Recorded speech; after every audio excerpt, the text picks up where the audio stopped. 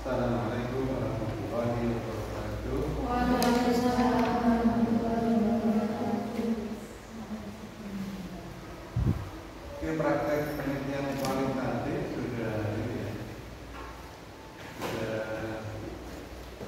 berhasil dilakukan dengan mempraktekkan observasi dan wawancara untuk mengumpulkan data. Nah, untuk observasi kajiannya sudah kita bahas minggu yang lalu. Nah, adapun wawancara sebagai salah satu teknik pengumpulan data akan kita bahas hari ini, ya. Walaupun kalian sudah sering dapat penjelasan teknik pengumpulan data wawancara, nah sekarang kita bahas secara lebih detail.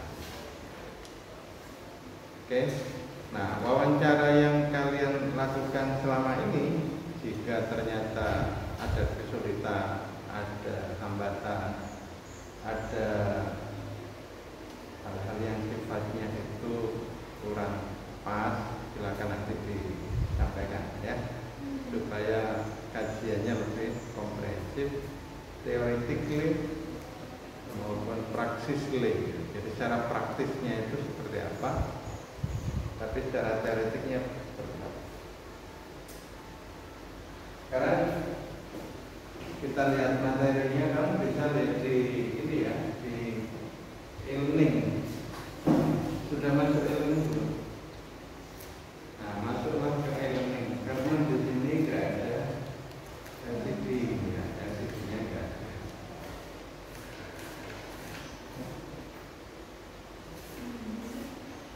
Wawancara atau interview itu diartikan sebagai metode pengumpulan data dengan cara mendapatkan keterangan secara lisan dari seseorang yang merupakan sasaran penelitian. Yaitu definisi umum ya dari wawancara. Jadi ketika kita wawancara itu artinya kita berusaha mendapatkan penjelasan. Penjelasan itu diberikan dengan menggunakan kata-kata atau kalimat. Nah, itulah yang nanti akan kita peroleh apabila kita melakukan wawancara. Yang kedua, data yang diperoleh. Nah, data yang diperoleh dari wawancara itu diperoleh secara langsung melalui suatu pertemuan atau percakapan. Bagaimana kalau pertemuannya itu dilakukan secara online atau menggunakan telepon? Ya, sebetulnya boleh. Hanya saja selaku peneliti kemarin sudah kita berikan penjelasan apa yang kita rekam, apa yang kita gali itu sebetulnya tidak hanya apa yang kita dengar, tapi apa yang bisa kita lihat, apa yang kita rasakan, apa yang kita bisa kecap ya, atau apa yang bisa kita bau. Jadi apa yang nanti kita laporkan itu lebih komprehensif karena menceritakan atau melaporkan data-data yang tidak hanya diperoleh dari pendengaran kita, tapi juga dari indera yang lainnya, termasuk indera penciuman atau indera pengecapan. Itu adalah data yang bisa diperoleh apabila kita melakukan penelitian kualitatif.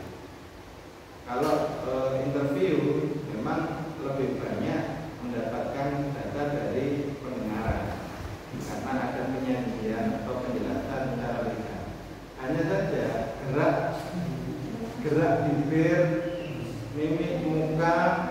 gestur dari sasaran penelitian kita itu sebetulnya penting diketahui oleh peneliti. Ketika kita melakukan penelitian dengan wawancara misalnya, tapi kita by phone, kadang-kadang itu kita nggak tahu reaksi emosional dari lawan bicara kita atau reaksi emosional dari yang kita wawancarai, itu kita nggak bisa menangkapnya. Padahal kadang-kadang makna di balik yang disampaikan itu kadang-kadang tersiratnya itu, terwujudnya itu ada di gerak muka, bibir, gerak bibir atau gestur. Nah, gitu. Peneliti-peneliti canggih itu bisa membaca gestur. Makna dari penjelasannya itu apa? Nah, gitu. Kok gesturnya begitu? Dia itu merasa enjoy nggak? Merasa suka nggak? Merasa sebel nggak dengan apa yang dibicarakannya?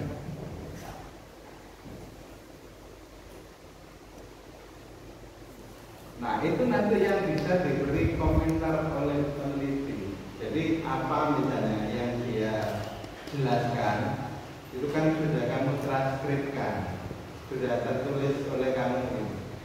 Tapi kamu ingat, ketika orang ini ngomong seperti ini, wajahnya itu cemberut. Nah, kamu bisa memberi catatan bahwasanya si A ini ketika menjelaskan ini sepertinya tidak merasa nyaman atau tidak suka dengan kejadian yang menimpa dirinya. Nah, itu adalah catatan pinggir dari penelitian yang kadang-kadang mengungkap makna di balik peristiwa. Gitu ya. Jadi kamu itu peneliti kualitatif itu seringkali dituntut menemukan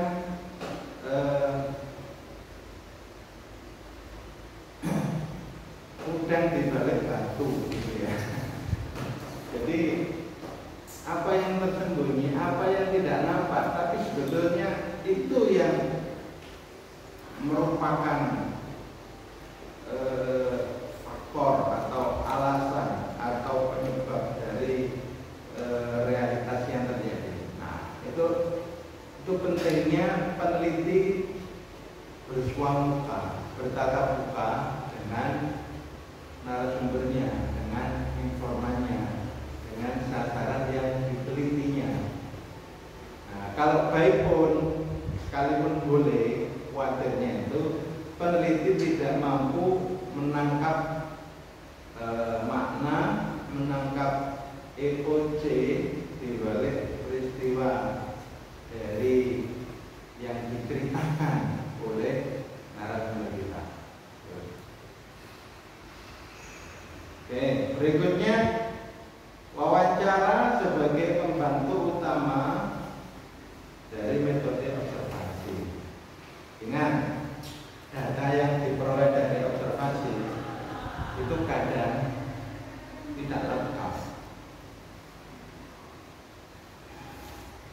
Guru ketika mengajar menggunakan metode tertentu, misalnya metode STAD, teknik STAD, Student Team Achievement Division, misalnya begitu, atau pakai teknik Jigsaw. Nanti silakan pelajari ya buku tentang 101 strategi mengajar, 101 strategi pembelajaran, 101 learning strategy.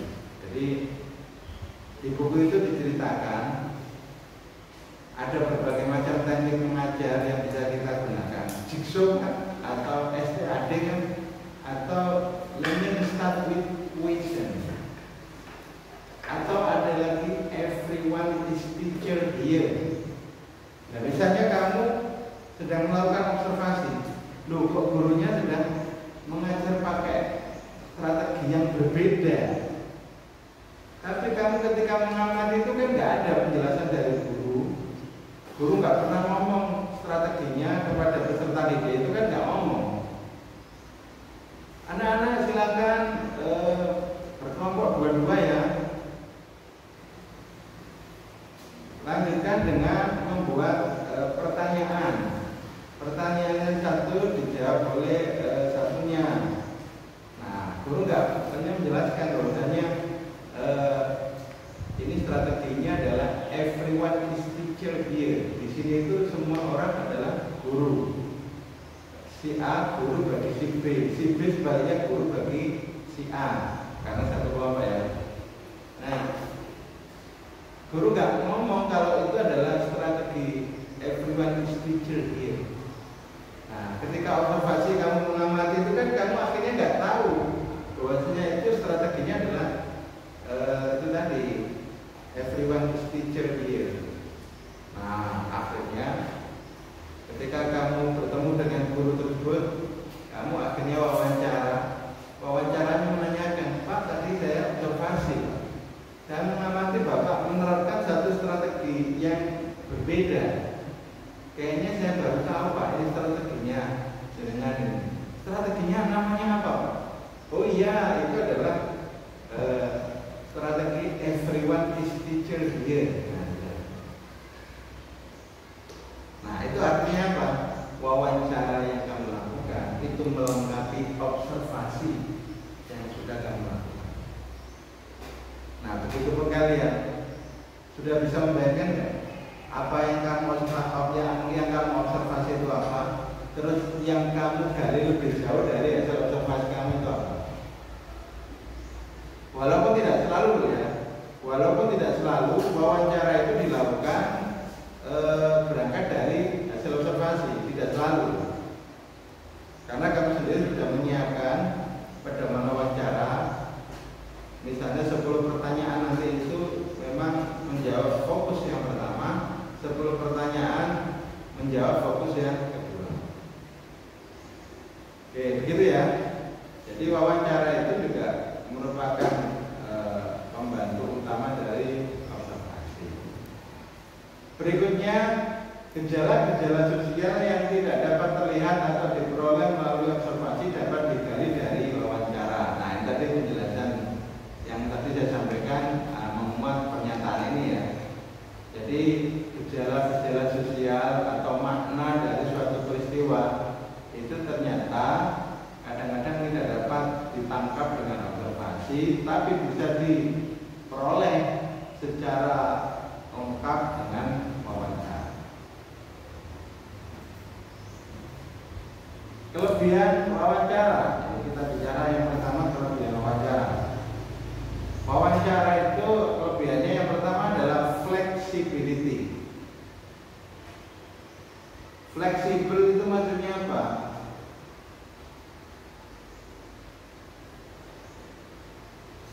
Maksudnya adalah luas. Ketika seorang peneliti memberikan pertanyaan, terus kemudian responden atau narasumbernya itu tidak mengerti pertanyaan dari peneliti, maka peneliti bisa memberi penjelasan kepada narasumber supaya mengerti, memahami apa sih maksud dari pertanyaannya. Tantangan ini biasanya kita peroleh manakala respondennya itu masih usia muda ya, tingkat MTS, SMP, terus SMA kadang-kadang masih kesulitan, MA masih kadang-kadang masih kesulitan memberikan penjelasan terkait pertanyaan kita. Tentu kemudian peneliti bisa memberi penjelasan yang bisa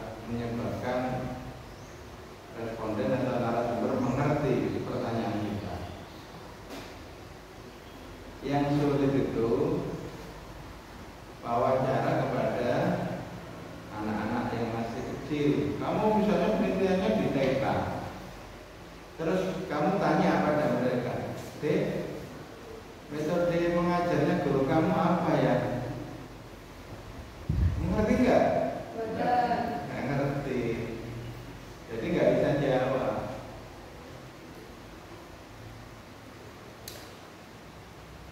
Terus bagaimana itu kamu meneliti mereka? Nah, ya seperti itu barangkali lebih banyak observasi. Lebih banyak observasi, mengamati apa yang terjadi pada kehidupan anak-anak TK. Nah, itu tentu kemudian ada keterbatasan. Jadi kelemahan wawancara itu salah satunya itu. Tetapi kalau informannya atau respondennya itu sudah di usia MTS, SMP ke atas, itu masih mungkin diwawancarai, tetapi ya ada effort yang perlu dilakukan oleh peneliti, yaitu menjelaskan secara mudah biar pertanyaannya itu dipahami oleh narasumber, oleh informan.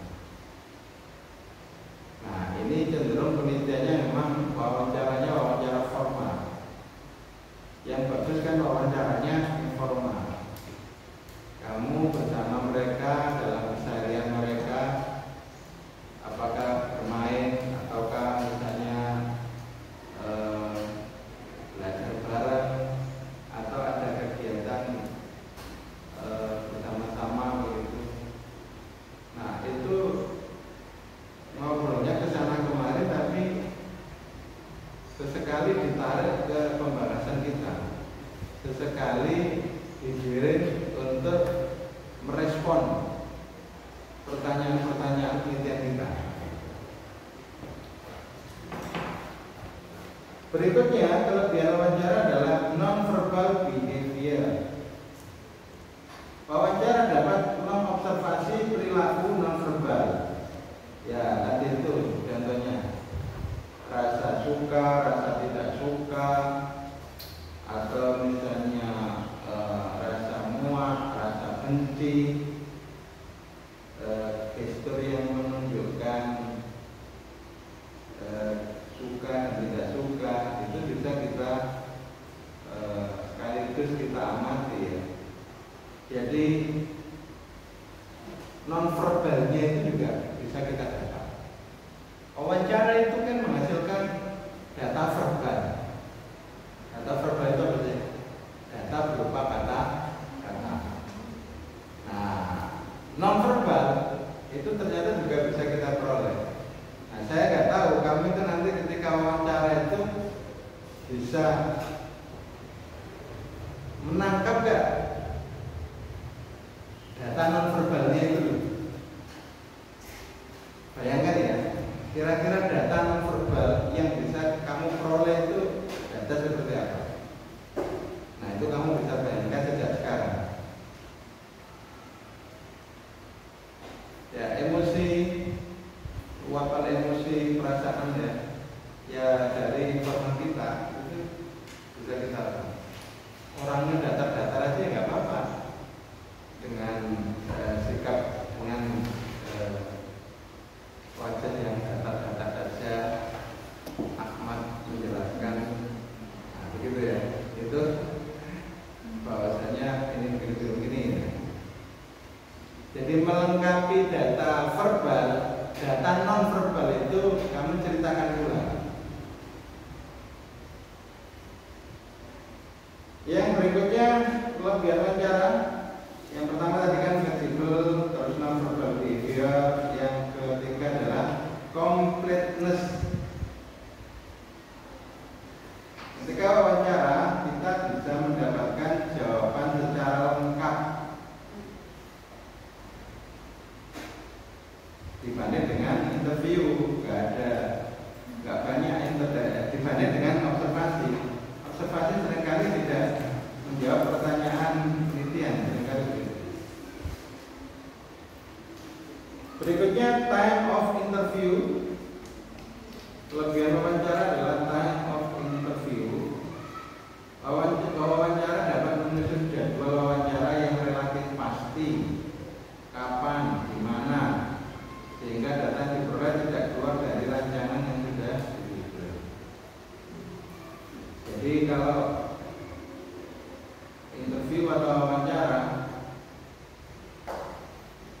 itu relatif datanya itu bisa diperoleh dengan waktu yang kita jadwalkan. Peneliti bisa membuat jadwal, peneliti bisa membuat jadwal, tapi untuk observasi tidak selamanya peneliti bisa menjadwalnya. Contoh, kamu penelitian tentang pemilu, observasinya kapan? Tanggalnya sudah ditentukan oleh KPU, tanggal 25, 2 bulan lagi ke depan. Dan kamu kan nggak bisa mengatur jadwal kamu untuk observasi, harus mengikuti momentum yang ada di lapangan, ya kan? Jadi kalau observasi itu lihat eventnya, lihat momentumnya. Andai kan kamu meneliti tentang ruwat desa misalnya, nilai-nilai Islam dalam kegiatan ruwat desa misalnya. Nah, andai kan kamu meneliti ruwat desa, kajian tentang nilai-nilai Islam yang dilestarikan di sana, maka kamu tidak bisa menjadwal sendiri. Observasinya kan nggak bisa menjadwal sendiri. Ya, ketika kamu mengamati kegiatan ruwat desa, jadwalnya yang mengikuti penetapan dari desa yang melaksanakan ruwat desa itu. Tapi kalau wawancara, jadwalnya kan kamu yang tentukan bisa, atau janjian. Misalnya kamu akan wawancara kepada kepala desa atau kepada mudir di desa itu, maka kamu bisa menyampaikan, Pak mohon izin, apakah bisa saya wawancara panjenengan hari ini. Nah, itu berarti jadwal kan bisa kita siapkan. Tapi kalau observasi, eventnya atau momentumnya itu kadang-kadang tidak bisa kita atur, tidak bisa kita atur. Momentumnya atau eventnya atau peristiwanya itu tidak bisa kita atur, sehingga kita sebagai peneliti itu harus menyesuaikan diri dengan kondisi di lapangan kalau observasi. Tapi kalau wawancara, relatif peneliti itu memiliki keleluasaan untuk mengatur waktu. Itu kelebihan wawancara dibanding observasi.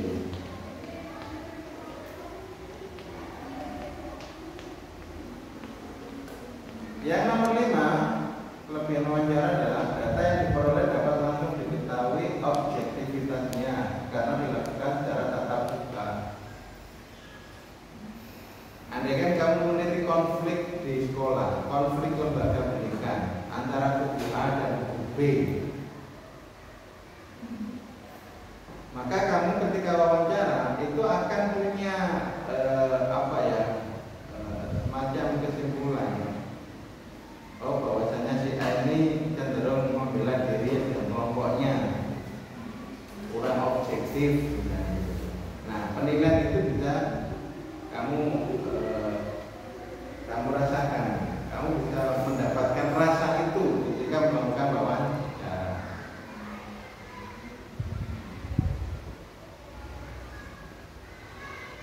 Oke, sekarang kelemahannya. Wawancara ternyata punya beberapa kelemahan. Di sini ada 3.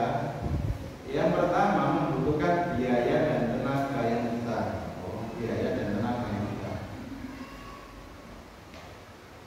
Kalau biaya, saya anggap tidak terlalu, karena peneliti itu kalau penelitiannya di sekitar itu tidak betul. Tapi kalau penelitiannya itu seperti penelitian arkeologi, penelitian etnografi, tahu etnografi?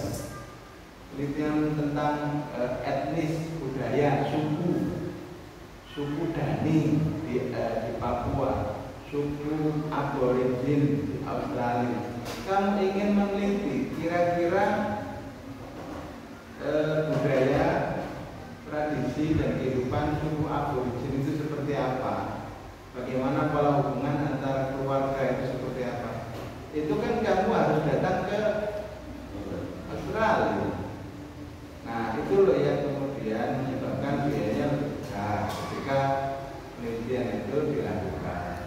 Tapi kalau penelitiannya di area yang nggak jauh dari rumah kita, ya seperti lembaga pendidikan yang ada di sekitar kita, gitu.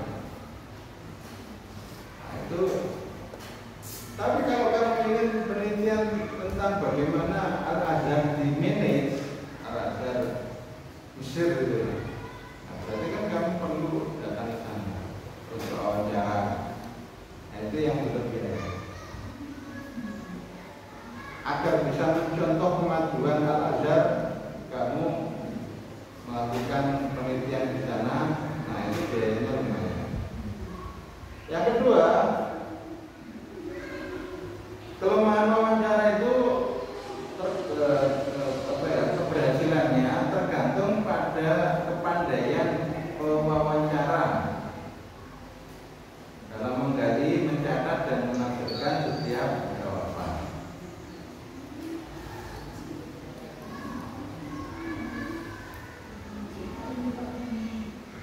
Nah, jadi dibutuhkan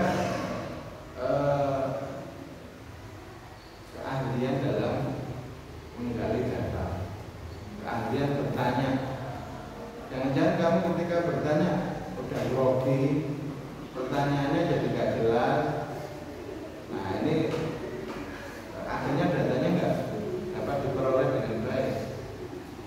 Maka kamu harus berlatih untuk menjadi pewawancara yang seperti Najwa Shihab. Pertanyaannya itu kan kadang menusuk gitu ya, tak terduga, dan kadang-kadang menghasilkan respon yang membelalakan mata kita. Oh, ternyata begitu. Jadi data-data yang selama ini kita tidak peroleh, tidak diketahui publik, akhirnya tersingkap. Cuma ya seperti yang saya sampaikan, peneliti di sini tidaklah seperti penyelidik ya, tidak selalu harus seperti itu, yang kesannya menakut-nakuti informan. Nah, ini yang harus dipahami. Kalau informannya takut, jangan-jangan mereka tidak mampu berbicara apa adanya. Berarti kalau nantinya itu tidak direkomendasikan untuk wawancara ya Pak? Introvert itu bisa dieliminir ketika dia mau berlatih, mau mengasah dirinya.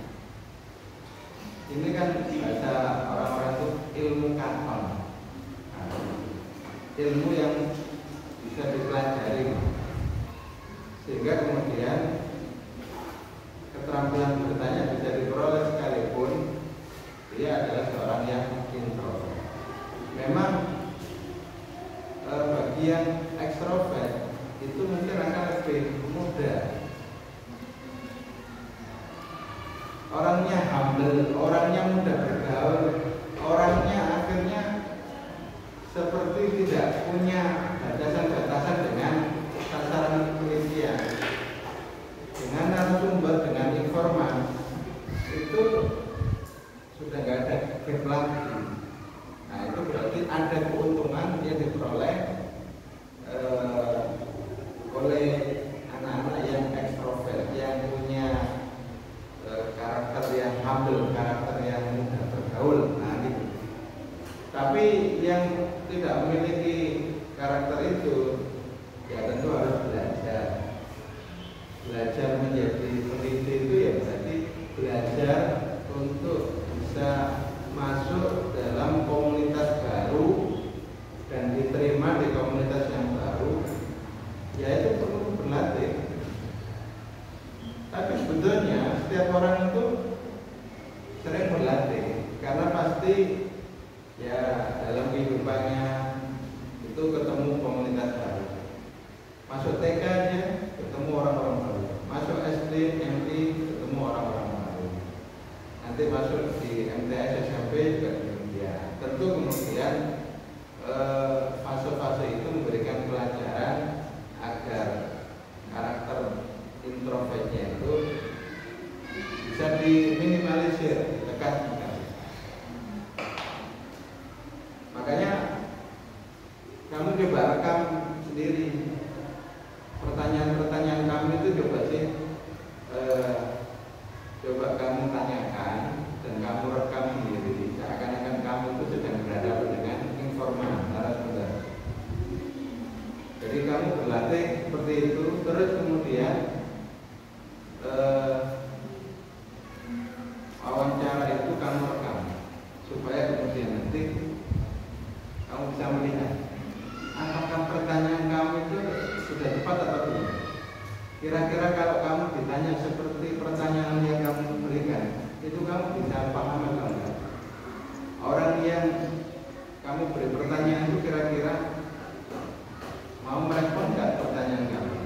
Nah, maka berlatihlah ya dengan merekam pertanyaan kamu sendiri, dengan merekam kamu sendiri seakan-akan sedang melakukan wawancara secara real. Kelemahan yang berikutnya, responden sulit menyembunyikan identitas dirinya. Pewawancara bisa dipandang mempunyai potensi yang bisa mengancam dirinya, sehingga jawaban harus dilakukan secara ekstra hati-hati. Nah, jadi ada kelemahan dari wawancara itu adalah kadang-kadang informannya itu merasa tidak bisa menutupi kelemahan kekurangannya karena berhadapan langsung. Karena itu kemudian untuk membela diri kadang-kadang memberikan penjelasan yang berbeda. Nah, ini yang dikhawatirkan datanya tidak murni, tidak objektif. Itu kelemahan wawancara ya. Tadi ada kelebihan, ada kelemahan. Nah, teknik wawancara itu bisa face to face. Face to face itu artinya berarti wawancara sendiri, narasumbernya juga sendiri. Nah, itu face to face. Coba bagaimana kalau kita penelitiannya berkelompok? Ya boleh saja. Dan itu bisa masuk face to face juga walaupun bertiga, berempat. Ada focus group discussion, ada yang secara berkelompok. Jadi ketika kita mengundang guru-guru ke sini, terus kita wawancara, kita bertanya satu-satu langsung memberikan jawaban. Nah, itu bisa dianggap sebagai wawancara secara kelompok. Itu tekniknya bisa seperti itu. Dan teknik ketiga yaitu by phone atau dengan cara telepon ya. Jenis wawancara ada 3. Yang pertama terstruktur, tak terstruktur, terus semi terstruktur. Ini jenis wawancara itu dapat kita pilih apakah yang terstruktur. Jadi kamu sudah membuat listing pertanyaan seperti kuesioner gitu ya. Terus kamu pertanyakan satu persatu. Nah, itu berarti kamu wawancaranya terstruktur. Seperti pedoman wawancara yang sudah kamu buat itu kok kemudian kamu gunakan untuk melakukan wawancara. Nah, itu berarti wawancaranya terstruktur. Kalau tak terstruktur itu gimana, Pak? Ya, yang informal itu yang tak terstruktur. Kamu bergaul setiap hari dengan mereka, tapi ketika bergaul dengan mereka itu sesekali kamu belokkan untuk menjawab pertanyaan kritian kamu. Tadi pertanyaannya juga jangan formal. Pertanyaannya itu seperti pertanyaan kewajiban ketika kamu bergaul dengan mereka. Masa begini sih kok ada itu? gitu ya. Jadi akhirnya iya saya dulu itu nggak suka dengan model-model kayak gini. Nah dia kan akhirnya cerita. Nah itu ada contoh bagaimana kemudian penelitian tak terstruktur itu, wawancara tak terstruktur itu dilakukan. Yang ketiga itu semi terstruktur. Semi terstruktur itu ya panduan dipakai, tapi kemudian lihat reaksi, lihat kondisi di lapangan, terus wawancaranya itu kemudian mengembang ke sana kemari, terus kamu menjadi seperti tidak lagi mengacu kepada pedoman wawancara. Nah, itu namanya semi terstruktur. Pedoman sebagian kamu pakai, tapi kemudian ketika wawancara di lapangan itu ternyata pertanyaan-pertanyaan kamu itu sudah tidak lagi mengacu kepada pedoman wawancara, karena boleh jadi ada hal penting yang perlu digali lebih jauh. Nah itu harusnya kamu menggunakan jenis wawancara semi terstruktur ya. Semi terstruktur. Oke, itu gambaran tentang wawancara. Dan peneliti memang harus sadar bahwa sebagai peneliti kualitatif itu nggak boleh mudah percaya dengan informan. Kamu misalnya bertanya kepada guru A, itu nggak boleh kemudian langsung menganggap itu data yang valid, data yang sahih, nggak boleh. Maka kemudian kamu lakukan cross check silang, namanya triangulasi dengan guru lain. Oh, guru lain menyampaikan begini, kok datanya berbeda. Yang disampaikan guru A sama guru B kok beda. Perpanjang lagi penelitian dengan wawancara ke guru C, ke guru D. Maka peneliti boleh mengambil kesimpulan berdasarkan jumlah informan yang lebih banyak. Yang lebih banyak mengatakan A kok. Hanya satu yang ngomongnya B. Nah itu akhirnya kamu menganggap data yang benar itu data A. Ya. Beda dengan peneliti kuantitatif itu ya harus percaya dengan responden. Karena kan nggak ada wawancara. Kamu kasih kuesioner, kamu kasih survei, mereka langsung menjawabnya. Udah, nggak ada pendalaman lebih jauh. Tapi kalau wawancara, kamu kan bisa membantah, bisa mempertanyakan, namanya probing question. Jadi pertanyaan kamu itu harusnya sifatnya itu menyelidik lebih jauh. Apakah memang betul? Kok kelihatannya nggak seperti itu ya? Atau jawaban Bapak ini apakah ini ya sudah betul-betul sudah sesuai dengan kenyataan di lapangan? Kayaknya ada yang berbeda Pak dengan penjelasan Bapak. Nah, gitu. Tapi hati-hati ya, jangan sampai tersinggung. Misalnya kamu katakan, lu Bapak kok kelihatannya bohong. Oh itu motong dia wawancara ini.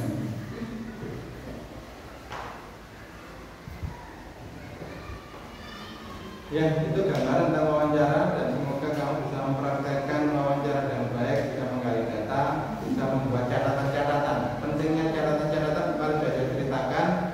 Ketika kamu melaporkan, membuat display data, menyajikan data, itu data yang ada, kata-kata mereka, itu kemudian kamu selipin dengan komentar-komentar yang sudah kamu catat di pinggir transkrip. Ada pertanyaan? Nah, kalau sudah wawancara, gimana mengetahui ini wawancara? Nah itu tadi, kamu kan ketika wawancara itu mungkin tidak langsung membuat catatan, boleh jadi tidak sempat. Maka kamu ingat kembali, kamu lihat kembali tadi ketika dia menjelaskan ini tuh mimik mukanya seperti apa. Kayaknya dia tadi itu nggak begitu suka dengan wajah yang suram. Dia menjelaskan bahwa apa? itu catat supaya kemudian kata-kata yang sampaikan itu punya makna gitu. Oh berarti dia nggak setuju dengan kebijakan sekolah seperti ini, itu berarti dia nggak setuju. Buktinya walaupun dia melaksanakan seperti ini, melaksanakan kebijakan ini, tapi yang bersangkutan merasa tidak enjoy, tidak merasa senang gitu dengan kebijakan itu. Jadi gitu, ketika kamu misalkan menangkap gestur, menangkap mimik muka dari informan kita, nanti tuangkan dalam catatan pinggir. Kalau tidak sempat mencatatnya pada saat wawancara, karena kalau kamu mencatatnya saat wawancara, kamu nanti nggak punya kesempatan untuk memikirkan pertanyaan selanjutnya itu apa.